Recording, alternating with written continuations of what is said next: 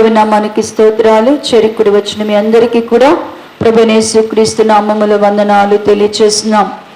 దేవుడు తన విశేషమైన కృపను బట్టి ఈ 2025వ సంవత్సరము చివరి పునరుద్ధాన దినముగా దేవుని సన్నిధిలో ఆరాధించడానికి దేవుడు సజీవులుగా మన ఉంచినందుకు దేవుని స్తుతిస్తూ, అలాగనే ప్రత్యేకంగా ఈ 4వ ఈ చివరి ఆదివార దినాన్ని మరి సండే స్కూల్ మరి ఆదివారంగా దేవుని కృపను బట్టి ఏర్పాటు చేసుకొని మరి కొంచెం సేపు ఈ ఆరాధన క్రమాన్ని ముగించుకున్న తర్వాత సండే స్కూల్ పిల్లలకు మరి ఈ ఆరాధన క్రమాన్ని అప్పగించుకుందాం.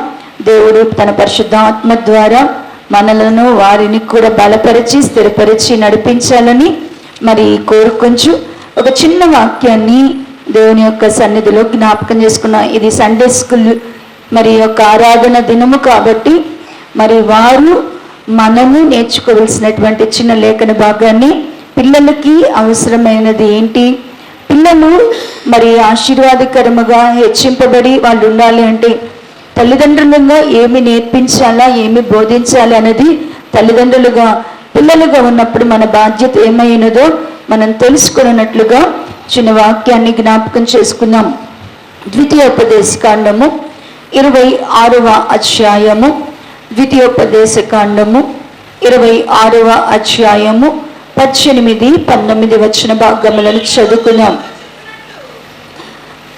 167వ పేజీ అండి, పాత నిబంధనలో ద్వితీయోపదేశకాండము 26వ అధ్యాయము 18, 19 వచనాలు.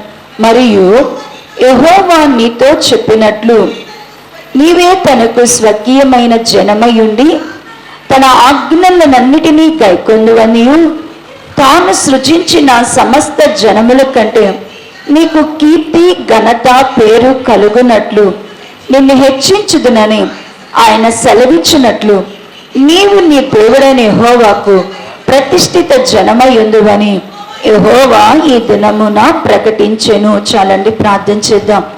ప్రేమ నమ్మకమైన తండ్రి, పరిశుద్ధుడా, జీవాధిపతి, ఉన్నవాడా అనువాడా, భూత భవిష్యత్తు వర్తమాన కాలానికి ఏకరీతిగా ఉన్న సజీవుడకు దేవా, సర్వకృపానిధియకు తండ్రి, ఆకాశ మహాకాశములు పట్టజాలని అద్వితీయ దేవుడవు, ఆకాశము సింహాసనముగాను భూమి పాదపీఠముగా కలిగి నరుని అంతరంగమందు జీవాత్మ చేత జీవింప చేయవాడా, మహోన్నతుడా, మహాగణుడా, పరిశుద్ధుడా, నిత్య నివాసియగు దేవా, అయా లోకములో పాపములో శాపములో నశించిపోతున్న మమ్మలను మీరెంతగానో ప్రేమించి నరక పాత్రులమైన మమ్మలను ప్రభువా మీరెంతగానో మా ఎడల జాలిపడి కృప చూపినాయన. అయా ఈ లోకము మీదకి రాబోయే ఉగ్రతలు ఏ ఒక్కరము నశించిపోకున్నట్లుగా నీ ఏకైక కుమారుణ్ణి మా ప్రియరక్షకుడైన యేసు ప్రభువారిని మా నిమిత్తమై మీరు అనుగ్రహించున్నారు.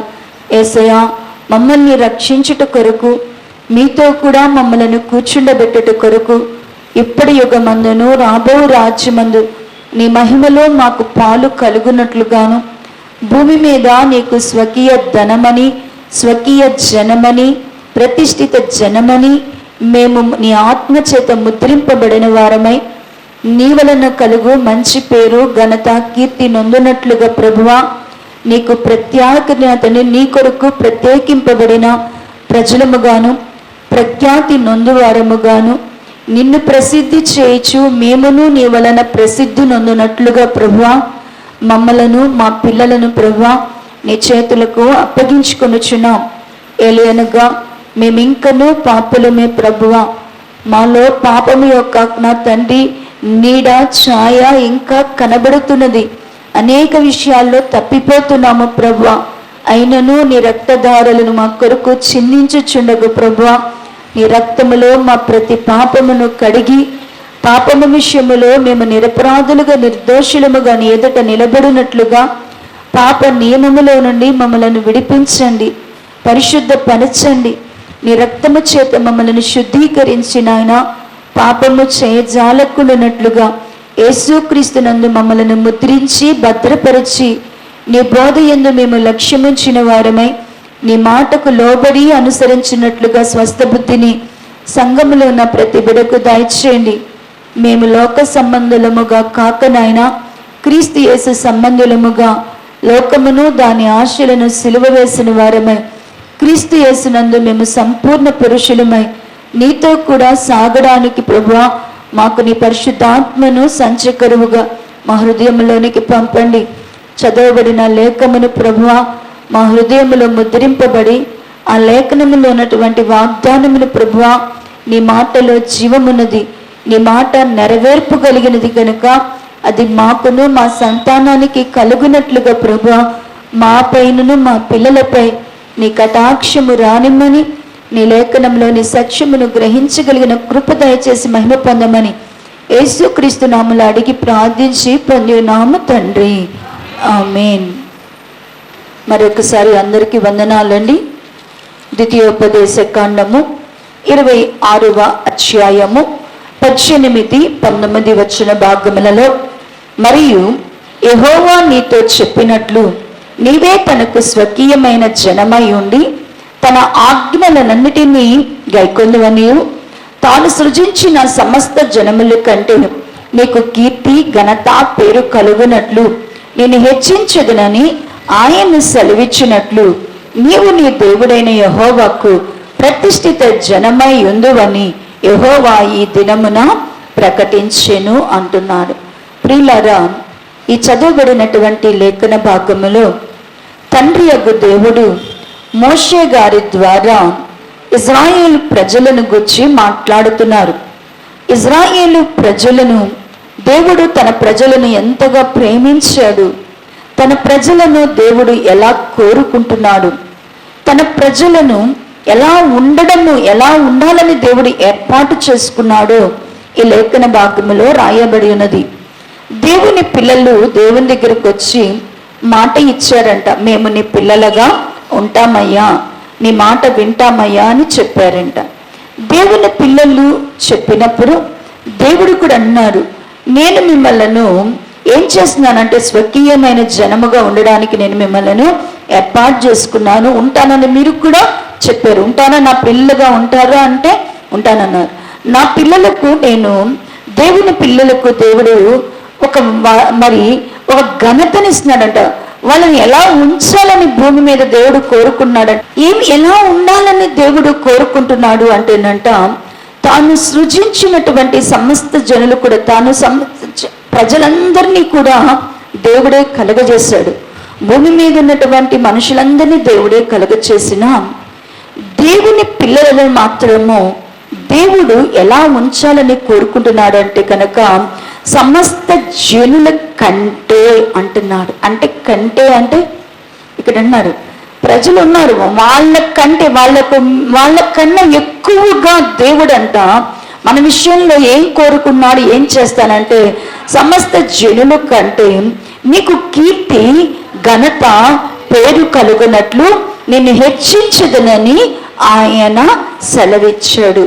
లోకములో ఉన్న జనుల కంటే, లోకములో ఉన్న మనుషుల కంటే, అన్ని జనుల కంటే, మనకంటే గొప్పవారి కంటే, మనమనుకున్న పరిస్థితుల కంటే కూడా దేవుడు మనలను, మన పిల్లలను దేవుడు హెచ్చిస్తానని దేవుడు ఏం చేశాడంట, వాగ్దానం చేస్తున్నాడు.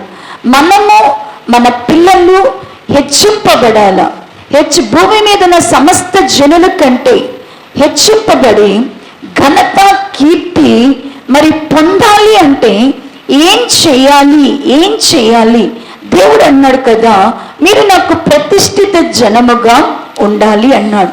ప్రియులారా, దేవుడు తన ప్రజలను అందరికంటే హెచ్చించాలి అంటే మన పిల్లలను ఘనపరచాల, మన పిల్లలకు దేవుడు ఘనతనివ్వాల, హెచ్చు అగునట్లుగా చేయాలి అంటే వాళ్ళకి కొన్ని విషయాల వాక్యంలో ఉన్నటువంటి కొన్ని వారికి మనము నేర్పించే వారుగా ఉండాలి.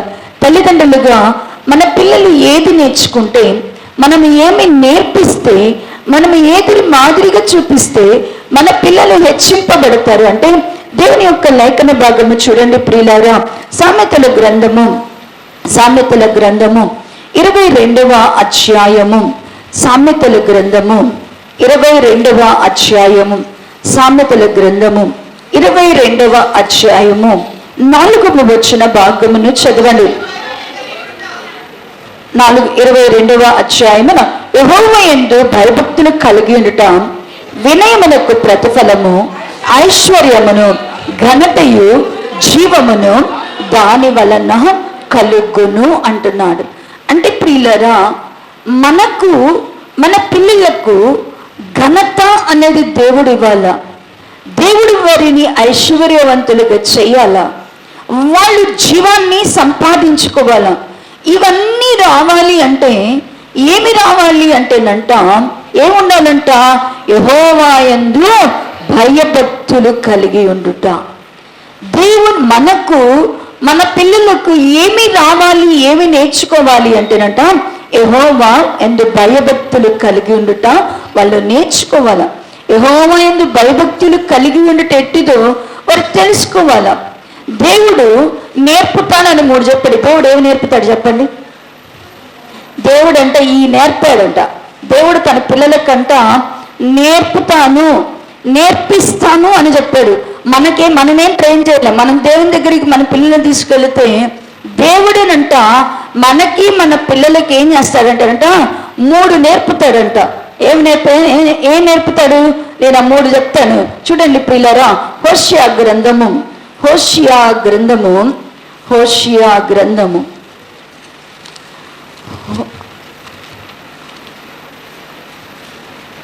11వ అధ్యాయము మొదటి 2 వచ్చిన భాగములను చదవండి.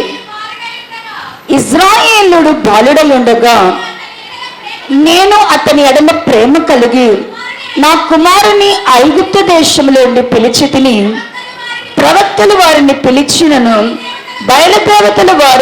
ప్రవక్తలు వారిని పిలిచినను బయలుదేవతలకు వారు బలులర్పించిరి, విగ్రహములకు ధూపము వేసిరి.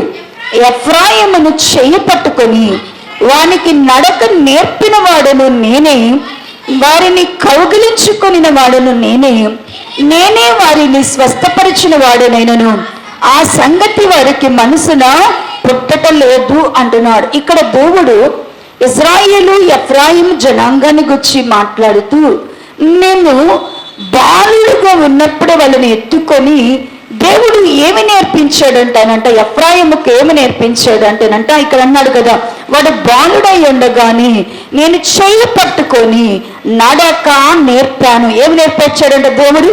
మనకేమి నేర్పిస్తాడు? చిన్నతనంలోనే ఏం నేర్పిస్తాడంట దేవుడంట? నడకను నేర్పించాడంట. దేవుని పిల్లలరా, మనము నేర్చుకోవాల్సింది, మన పిల్లల గురించి మనము ప్రార్థించాల్సింది, మనము తెలుసుకోవాల్సిన సత్యము, బాలుడై ఉండగానేనంట దేవుడు ఇజ్రాయేలులకు ఎఫ్రాయిముకు ఏమి నేర్పించాడంటేనంట నడకను నేర్పించాడు. మనకెవరు నడక నేర్పించాలి? మన పిల్లలకు ఎవరికి నడక నేర్పించాలా? దేవుడే నడక నేర్పించాలా. దేవుడే చెయ్యి పట్టుకొని వారిని తన మార్గంలో నడుచున్నట్లు నేర్పించినట్లుగా తల్లిదండ్రులుగా ప్రార్థన చేయాలి.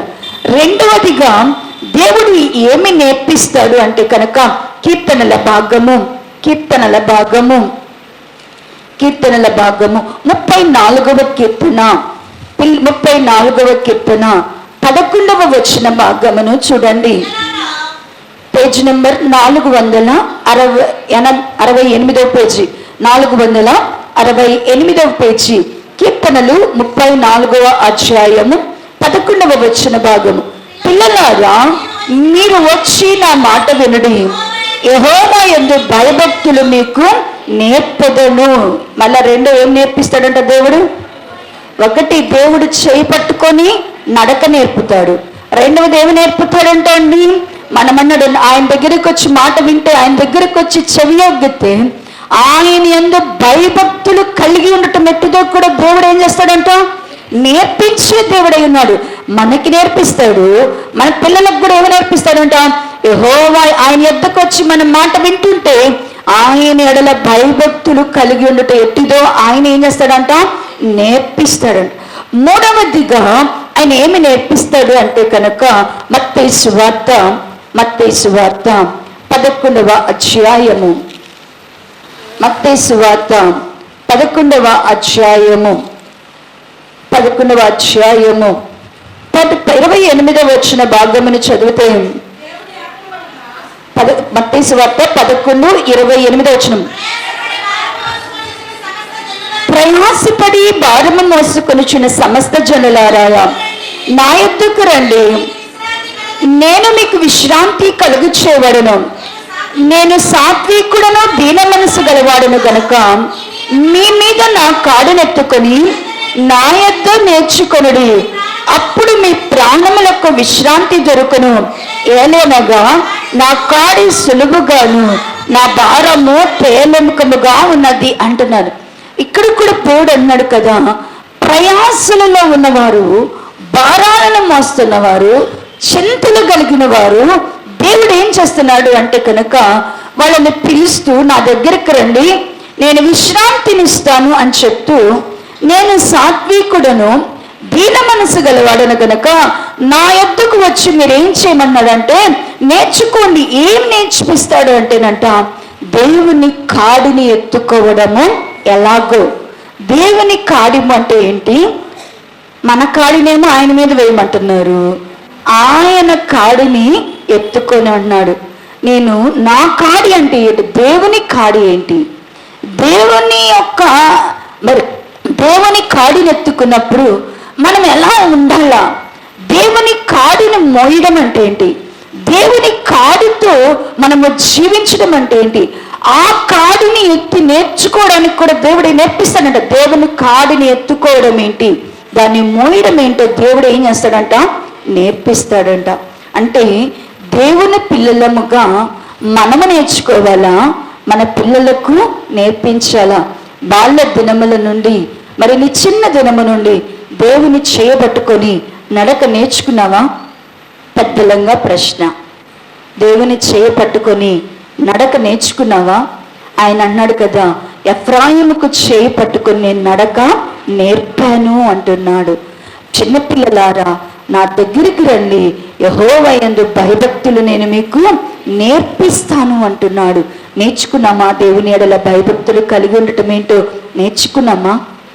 ఆయన కాడి ఏంటో తెలుసుకొని ఆయన కాడిని ఎత్తుకొని ఆయన వెంబడించడం ఏంటో మనము నేర్చుకున్నామా? ఇవి మనము నేర్చుకోగలిగితే ఖచ్చితంగా దేవుని పిల్లలు మనల్ని, మన పిల్లలను కూడా దేవుడు ఏం చేస్తానన్నాడు కదా. ఇక్కడ మనము చదువుకున్నాం, సమస్త జనుల కంటే దేవుడు మనలను, మన పిల్లలను హెచ్చించాలి అంటే మనలో, మన పిల్లల్లో దేవునికి కనబడాల్సింది ఏంటంటే యెహోవా యందు భయభక్తులు. దేవుని ఎడల భయభక్తులు కలిగిన వారికంట దేవుడంట ఐశ్వర్యాన్ని ఇస్తాడంట, ఘనతనిస్తాడంట, జీవమును కూడా ఇస్తాడంట. ఐశ్వర్యము, ఘనత, జీవము ఎక్కడున్నాయి అంటే గనక యెహోవా యందు భయభక్తులలో ఉన్నాయి. కాబట్టి నిజముగా మనము దేవుని ఎడల భయభక్తులు కలిగిన వారముగా ఉంటే సమస్త జనుల కంటే మనల్ని దేవుడు ఘనపరిచి హెచ్చించే దేవుడైనాడు. రెండవదిగా సామెతలకు రాసిన గ్రంథం, సామెతల గ్రంథము 8వ అధ్యాయము, సామెతలు 8వ అధ్యాయం, సామెతలు 8వ అధ్యాయము 14వ వచ్చిన భాగము నుండి చదవండి. 536వ పేజీ, 536వ పేజీ చదవనమ్మా. 14వ వచ్చిన భాగం. ఆలోచన చెప్పుటయు లెస్సైన జ్ఞానమిచ్చుటయు నా వశము, జ్ఞానాధారము నేనే, పరాక్రమము నాదే, నా వలన రాజులు ఏలుదురు, అధికారులు న్యాయమును బట్టి పరిపాలన చేయుదురు, నా వలన అధిపతులను, లోకములోని గనులైన న్యాయాధిపతులందరూ ప్రభుత్వము చేయుదురు. నన్ను ప్రేమించు వారి నేను ప్రేమించుచున్నాను, నన్ను జాగ్రత్తగా వెదుకువారు నన్ను కనుగొందురు. ఐశ్వర్య ఘనతలను, స్థిరమైన కలిమియు, నీతియు నా యొద్ద ఉన్నది అంటున్నాయి. ఎవరి యొద్ద ఐశ్వర్యం ఉన్నది, ఎవరి యొద్ద ఘనత ఉన్నది, ఎవరి దగ్గర స్థిరమైన కలిమి, నీతి ఉన్నాయంట, నా దగ్గర ఉన్నాయి అంటున్నాడు. ఎవరి దగ్గర ఉన్నాయి అంటున్నాడు? ఎవరి దగ్గర ఉన్నాయంట? ఇవంట లెస్సైన జ్ఞానాన్ని ఎవరు సంపాదించుకుంటారో. ఏం కావాలా? ఘనపరచబడాలి, హెచ్చింపబడాలి అంటే రెండోది ఏం కావాలా మనకి? ఒకటి, యెహోవా యందు భయభక్తులు నేర్చుకోవాలి. దేవుడి దగ్గర ఉన్నాయి, అన్ని దేవుడి దగ్గర ఉన్నాయి. దేవుడు ఎవరికి ఇస్తాడు? మనకి ఎప్పుడు ఇస్తాడు? ఆయన యందు భయభక్తులు కలిగి ఉంటే ఇస్తాడు. రెండవది ఏం చేయాలా? మనకి ఏం కావాలా? లెస్సైన జ్ఞానం కావాలా. దేవుని పిల్లలకి ఏం కావాలంట? లెస్సైన జ్ఞానం కావాలా. ఈ లెస్సైన జ్ఞానం కావాలంటే పిల్లల ముందు బాగా పుస్తకాలు వేసి కూర్చొని చదువు అంటే వస్తుందా? ఈ లెస్సైన జ్ఞానము, ఈ లెస్సైన జ్ఞానం రావాలి అంటే ఈ జ్ఞానము ఎవరి దగ్గర ఉందంటే, మీలో ఎవరికైనా జ్ఞానము కొద్దుగా ఉంటే నన్ను అడగండి. దేవుడు అంట జ్ఞానాన్ని అంట ఎట్టిస్తాడంటనంట, దేవుడు ఎప్పుడు ఏడిచ్చినా కూడా కొద్దిగా ఇవ్వడంట, ఆయన ధారాళంగా ఇచ్చే దేవుడు అంట. ఆయన ఎప్పుడు కూడా ఏం చేస్తాడంట, ఆయన దేవుడు ఏమి ఇచ్చినా కూడా నిండి పొర్లేటట్టే ఇస్తాడు. కానీ ఇక మనమంతా దేవుడు ఏమి ఇచ్చినా కూడా పొర్లి పారేటట్టుగానే ఇస్తాడు. కానీ ₹10 ఇచ్చి సర్దుకోమని చెప్పే దేవుడు మాత్రం కాదు. జ్ఞానము కొద్దుగా ఉంటే ఖచ్చితంగా ఏమన్నా దేవుని పిల్లలు అందరికీ, ఇప్పుడు ఎవరికి జ్ఞానం ఏమి లేదు, అందరం ఏం అడగాల? అందరూ దేవుని దగ్గరికి వచ్చి ఏమడగల? జ్ఞానాన్ని. జ్ఞానము దేవుడు ఇవ్వాలి అంటేనంట ఇక్కడ చక్కగా చెప్తున్నాడు. 17వ వచన భాగాల్లో చూడండి, నన్ను ప్రేమించు వారిని నేను ప్రేమించుచున్నాను, నన్ను జాగ్రత్తగా వెతుకువారు నన్ను. జ్ఞానం రావాలంటే జ్ఞానాన్ని మీద ఏముండాలంటే మనకి ప్రేమ ఉండాలి. జ్ఞానం సంపాదించుకోవాలి అనేటువంటి వాంఛ మనకు ఉండాలి. చాలా మంది జ్ఞానాన్ని ఓన్లీ ప్రార్థన జ్ఞానమే ప్రభువా అంటావు, కానీ దాన్ని ఏం చేయటంటే ప్రేమించటం లేదు, వెతకటం లేదు. జ్ఞానం కావాలి అంటే దేవుడు జ్ఞానం నీకు హృదయంలో రోజు ఏం కదా, అయ్యో నాకు జ్ఞానం లేదు, నేను దేవుని దగ్గర ఏం సంపాదించుకోవాలా? జ్ఞానాన్ని సంపాదించుకోవాలా. నాకు జ్ఞానం అవసరమైనది. ఆ జ్ఞానం లేకుండానే నేను చెడిపోతున్నాను. ఆ జ్ఞానం లేకుండానే ఏది మంచో ఏదో చెడో తెలుసుకోలేకపోతున్నాను. ఆ జ్ఞానం లేకుండానే నేను మోసపోతున్నాను. ఈ జ్ఞానం లేకుండానే నేను పడిపోతున్నాను. జ్ఞానం లేకపోతే నేను తొట్టిల్లిపోతున్నాను. జ్ఞానం లేకపోతే అసలు దేవుడిని నేను తెలుసుకోలేకపోతున్నాను. నాకే జ్ఞానం ఉంటే మంచి చెడులు ఏంటో నేను తెలుసుకోగలుగుతాను. నాకే జ్ఞానం ఉంటే ఏది సరైన మార్గమో ఏది కాదు నేను తెలుసుకోగలను. నాకే జ్ఞానం ఉంటే నేను మోసపోను. నాకే జ్ఞానం ఉంటే నేను నష్టపోను. నాకే జ్ఞానం ఉంటే నేను దేవుని చిత్తాన్ని చేయగలుగుతాను. ఈ మనస్సు మనలో జ్ఞానాన్ని ప్రేమించడము అంటే అది. జ్ఞానాన్ని ప్రేమించడము అంటే జ్ఞానాన్ని ఒక మాట అడిగేశాం కదా అని మనం వదిలేయడం కాదు. ఆ జ్ఞానము మనలో ప్రత్యక్షపరచబడే వరకు, ఆ జ్ఞానము మనలో ప్రత్యక్షపరచబడే వరకు కూడా జ్ఞానమును మనం ఏం చేయాలంటే ప్రేమించాలా. దాన్ని ఏం చేయాలంటే జ్ఞానము నీ దగ్గరికి వచ్చే వరకు కూడా దాన్ని ఏం చేయదంట, వెంటాడి వెతకాల, జ్ఞానాన్ని వెతకాల. ఎవరిలో అయితే జ్ఞానము ప్రత్యక్షపరచబడుతుందో, ఎవరిలో అయితే దేవుని జ్ఞానము అనుగ్రహింపబడుతుందో, ఎవరిలో అయితే దేవుని యొక్క జ్ఞానము నివాసము చేస్తుందో వారు ఖచ్చితంగా ఐశ్వర్యవంతులుగా ఉంటారు. భూమి మీద వారు ఘనతను పొందుతారంట. జ్ఞానం కలిగిన వాడు ఖచ్చితంగా ఏం పొందుతాడంట? ఘనతను పొందుతాడంట. వాడి ఇంట స్థిరమైన కలిమి ఉంటుందంట. వాళ్ళ ఇంట్లో ఏముంటుందంట? తరిగిపోని కలిమి ఉంటుందంట. అంతేకాదు వాడికంట జ్ఞానం కలిగిన వాడంట తన దగ్గర ఎప్పుడు నీతిని దాచిపెట్టుకుంటాడంట. నీతి కూడా వచ్చేస్తుందంట. జ్ఞానంతో పాటు ఏం వస్తుందంట? నీతి కూడా వస్తుంది. ప్రియులారా, నీ చుట్టుపక్కన ఎందరో అన్యులు ఉన్నారు. ఏమ్మా, దేవుడు నీకు ఏం చేశాడు? నువ్వేం సంపాదించుకున్నావు? నీ దేవుడు నీకు మేలు చేయలేదా? ప్రార్థనకి వెళ్తున్నావు కదా, ఏం జరిగింది అనే ముందు వాళ్ళు అడుగుతున్నారు. అంటే నువ్వు దేవుడి దగ్గరకు వచ్చి ఏం సంపాదించుకోవట్లా. ఎందుకు సంపాదించుకోలేదంటే వస్తున్నావు పోతున్నావు. నిజముగా దేవుడు నిన్ను ఆశీర్వదించి నీకు ఘనతనివ్వాలా. నీ చుట్టుపక్కల వారి మధ్య నేను ఘనపరచాలా. వారి దేవుడే వారిని హెచ్చించుస్తున్నాడు. వారి దేవుడి వల్లనే వారు దేవుడు సమస్త జనుల కంటే నిన్ను హెచ్చించాలి అంటే నీవు దేవుని సన్నిధిలో భయభక్తులు కలిగి ఉండాలి. నీ దేవుడు నిన్ను సమస్త జనుల కంటే ఘనపరచాలి అంటే లెస్సైన జ్ఞానము నీలో ప్రత్యక్షపరచబడాలా. ఆ జ్ఞానము నీలో కనబడాలంటే దానిని నువ్వు ప్రేమించాలా, దాన్ని వెతికి సంపాదించుకోవాలా. అప్పుడు నీవు అడగకుండానే దేవుడు నీకేమిస్తాడంటే ఐశ్వర్యమును, ఘనతను, స్థిరమైన కలిపిని, నీతిని ఇస్తాడు. మూడవదిగా చూస్తే ప్రియులారా, చూడండి సామెతల గ్రంథము 21వ అధ్యాయము 21వ వచన భాగమును చూడండి.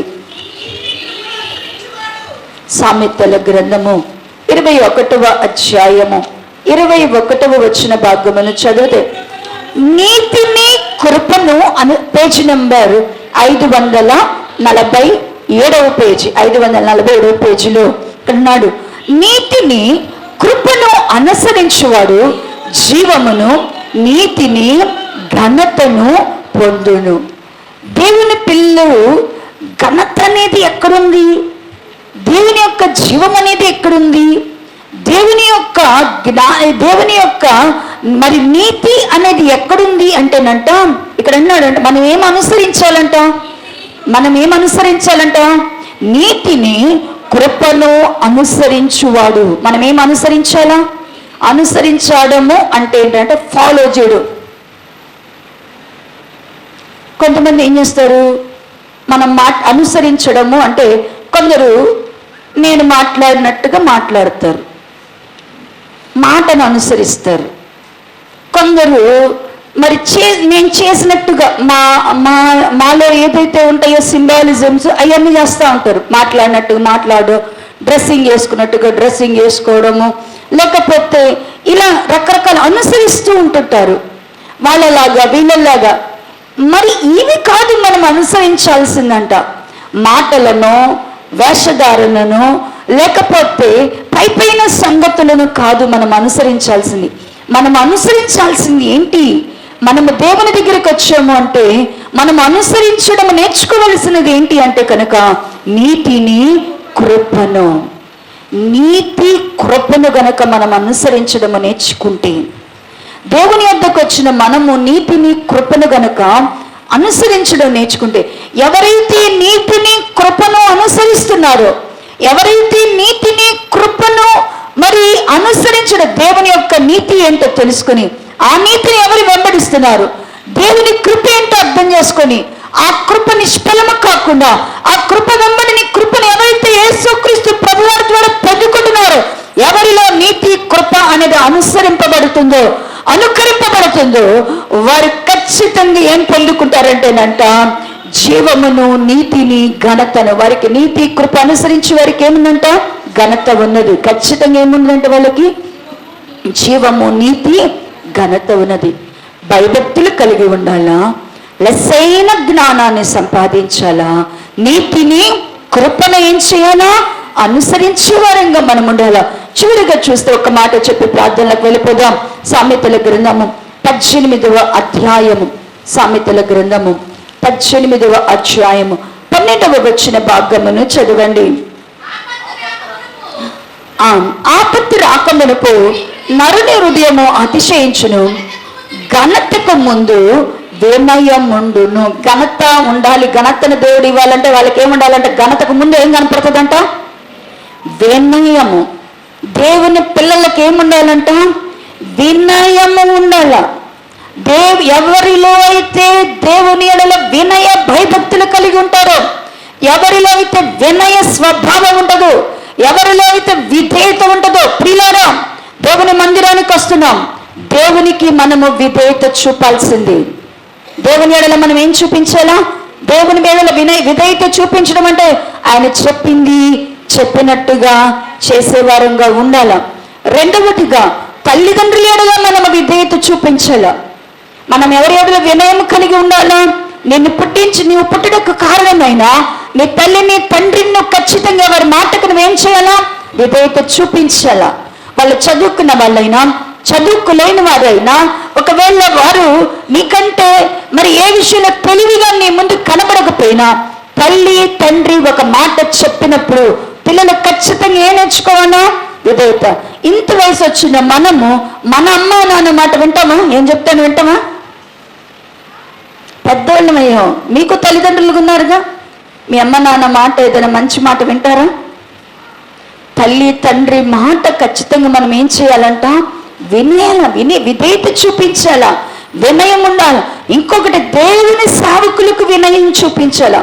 దేవుని సేవకులు అనరు. ఏదైనా ఒక మాట చెప్పితే ఖచ్చితంగా ఏం చేయాలి? వాళ్ళకి ఏం చేయాలంట? వినయం కలిగి ఉండాలి, విధేయత కలిగి ఉండాల దేవుని పిల్లలముగా. తర్వాత ఇంకా మన పైన పెద్దలకు కూడా మనం ఏం చూపించాలంటే ఏంటంటే లోపడాల, విధేయత చూపించాలా. పెద్దవాళ్ళను, వయసులో మనకంటే పెద్దవాళ్ళను మనం తృణీకరించే వరంగా ఉండకూడదు, తోసివేసే వరంగా ఉండాలి. వినయం చూపించే, విధేయత చూపించే వరంగా ఉండాలి. వినయం ఎక్కడుంటుందో, వినయం కలిగిన వాళ్ళకంట ఏమొచ్చేస్తుందంట? దేవుడు వినయం కలిగిన వాళ్ళు దేవుడు ఖచ్చితంగా ఏం చేస్తాడంట? ఘనపరుస్తాడు. పిల్లరా, అందరిలో ఈ ద్వితీయోపదేశ కాండము 28వ అధ్యాయంలో ఒక మాట ఉంటుంది.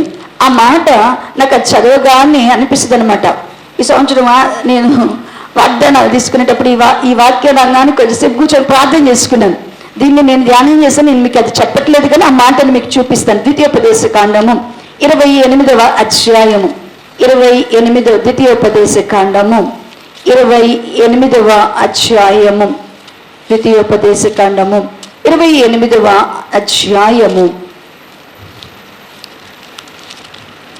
14వ వచన భాగమును చదవని. అన్యుల దేవతలను అనుసరింపక వాటిని పూజింపక లేని ఎడల నీవు అనుసరించి నడుచుకొనవలెనని నేడు నీకు ఆజ్ఞాపించుచున్న నీ దేవుడైన యెహోవా ఆజ్ఞలు విని వాటిని అనుసరించి గైకొని ఎడల యెహోవా నిన్ను తలగా నియమించును గాని తోకగా నియమించడు. నువ్వు పైవాడుగా ఉండువు గాని క్రింద వాడవుగా ఉండడు అంటున్నాడు దేవుడు. అంటున్నాడు చూడండి, దేవుని పిల్లల్ని ఎప్పుడు కూడా ఎలా ఉంచాలనుకుంటున్నాడు?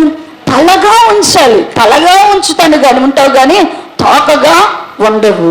పైవాడుగా ఉంటావు కానీ క్రిందవాడుగా ఉండవు అంటున్నాడు. దేవుడు తన పిల్లలను ఎలా కోరుకుంటున్నాడు? దేవుడు తన పిల్లలను తలగా ఉంచాలా, దేవుడు తన పిల్లలను పైవాడిగా ఉంచాలని కోరుకుంటున్నాడు. అయితే మనం ఎలా ఉంటున్నాం? మన దేవుడు అయితే మనల్ని అన్నాడు కదా, సమస్త జనుల కంటే నీ దేవుడు నిన్నెంతో ప్రేమించి నిన్ను హెచ్చించి నీకు ఘనత కీర్తి కలుగచేయవలనని దేవుడు నిన్ను ఏర్పాటు చేసుకున్న ప్రతిష్ఠిత జనముగా. మరి ఆ దేవుడు నీకు ఇస్తానన్న ఆ మంచి పేరు, ఆ ఘనత, కీర్తి, ఆయన ఇస్తానన్న జీవము, ఆశీర్వాదము, ఐశ్వర్యము నీ దగ్గర ఉన్నాయా? ఒకవేళ లేకపోతే దేవుడు నీకును నీ సంతానానికి, నీకును మన పిల్లలకును, మనకును మన పిల్లలకును దేవుడు అట్టి హెచ్చుదలనివ్వడానికి వారు తలగా, వారు ఎక్కడున్నా కూడా ఎలా ఉండాలా? తలలాగా ఉండాలా. వారు ఏ స్థలంలో ఉన్నా కూడా పైవారుగా వారు ఉండాలా. అలా ఉండాలి అంటే ఖచ్చితంగా 28వ అధ్యాయం మొదటి వచన భాగంలో అంటున్నాడు కదా, ఇది అన్నాడు కదా, నీ దేవుడైన యెహోవా మాట శ్రద్ధగా విని నేడు నేను నీకు ఆజ్ఞాపించుచున్న ఆయన ఆజ్ఞలన్నిటినీ అనుసరించిన ఎడల నీ దేవుడైన యెహోవా భూమి మీదున్న సమస్త జనముల కంటే నిన్ను హెచ్చించును. సమస్త జనముల కంటే హెచ్చించును అంటున్నాడు. ఎప్పుడు హెచ్చిస్తాడంట? సమస్త జనుల కంటే ఎప్పుడు హెచ్చిస్తాడు అంటే అంటున్నాడంట, నీవు దేవుడైన యెహోవా మాట శ్రద్ధగా విని ఆయన ఆజ్ఞాపించే వాటిని నువ్వు చేస్తే, నువ్వు శ్రద్ధగా దేవుని మాట విని నువ్వు చేస్తే నీ దేవుడు సమస్త జనుల కంటే దేవుడు నిన్ను హెచ్చిస్తాడు. అలా ఉండాలని దేవుడు తన స్వకీయమైన ధనముగా, తన కొరకు ప్రతిష్ఠిత ధనముగా నేడు మనలను, మన పిల్లలను ఏర్పాటు చేసుకున్నాడు. ఆయన ఏర్పాటు చేసుకుని మనకు నడక నేర్పే దేవుడుగా ఉన్నాడు, భయభక్తులు నేర్పే దేవుడుగా ఉన్నాడు. ఆయన కాడిని ఎత్తుకొని ఆయన వెంబడించడం ఏమిటో ఆయన నేర్పించే దేవుడుగా ఉన్నాడు. కాబట్టి ప్రియులారా, ఆయన యొద్దే భయభక్తులు నేర్చుకుందాం. ఆయన ఇచ్చే జ్ఞానాన్ని మనము మన పిల్లలు సంపాదించుకున్నట్లుగా ప్రార్థిద్దాం. వారు జ్ఞానాన్ని సంపాదించుకునే వారుగా ఉండనట్లుగా, వారు దేవుణ్ణి ఆధారంగా చేసుకునే వారుగా ఉండనట్లుగా మనము వారికి దేవుని గురించి చెప్దాము. మూడవదిగా వారు నీతిని కృపను అనుసరించేవారుగా, మనము వారి ఎదుట నీతిని కృపను అనుసరించే వారంగా కనబడదాం. మనము దేవుడు మనకు అనుగ్రహించినటువంటి ఘనతను మనం పొందాలి అంటే కనుక వినయములమై, వినయ మనస్కులముగా, వినయ విధేయత కలిగిన వారముగా, వినయము కలిగిన వారముగా దేవుని సన్నిధిలో ఉందాం. దేవుడు తాను మన కొరకు హెచ్చిస్తానన్న వాగ్దానము, ఘనపరుస్తానన్న వాగ్దానం, జీవమునిస్తానన్న వాగ్దానం, ఐశ్వర్యం ఇస్తానన్న వాగ్దానం, స్థిరమైన కలిమినిస్తానన్న వాగ్దానం, నీతినిస్తానన్న వాగ్దానం స్వతంత్రించుకుందాం. అట్టి కృప దేవుడు మనకును మన పిల్లలకును దయచేయునుగాక. తల వంచినట్లయితే చిన్న ప్రార్థన చేసుకుందాం.